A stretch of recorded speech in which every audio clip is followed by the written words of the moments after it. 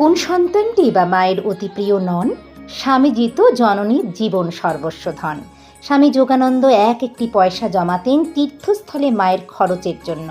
সংসারী বা সাধু, কোনো সন্তানের ওপর মায়ের এতটুকু পক্ষপাত নেই। বিভূতিবাবু মাকে বিজয়ের প্রণাম করতেই মা বললেন, যত ঝি বউ ছেলে মেয়ে যে যেখানে আছে তোমার প্রণামের সঙ্গে তাদের সকলের প্রণাম হোক। অর্থাৎ মা কোনো একজনকে নয়, সমভাবে সকল সন্তানকেই আশীর্বাদ করতে চান। অর্বানন্দ মহারাজ জিজ্ঞাসা করেন, তুমি এইসব ইতর প্রাণীরও মা? মা বলেন, হ্যাঁ, ইতর প্রাণীদেরও মা। আরেকজন ভক্তকে মা বলেন, ওইসব বিলেতের লোকজনও তো আমার ছেলে, আমার সকলকে নিয়ে ঘর, আমার কি এক রক্ষা হলে চলে? পতিতা বলেও কেউ উপেক্ষিতা নন।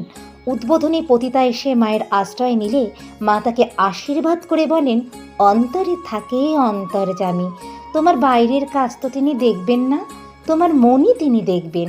আবার রসিক ম্যাথর মাকে প্রার্থনা জানান, বাবার কৃপা পেতে চান। মায়ের আশীর্বাদে দয়াল ঠাকুর অস্পৃশ্য রসিককে আলিঙ্গন দিয়ে কৃতার্থ করলেন। জননী সারদা বিশ্ব মাতৃত্বের পরিচায়ক।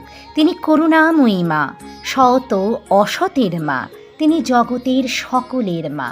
আজ এই বিশ্বমাতৃ দিবসে মাকে জানাই আমাদের আভূমি লুণ্ঠিত প্রণাম।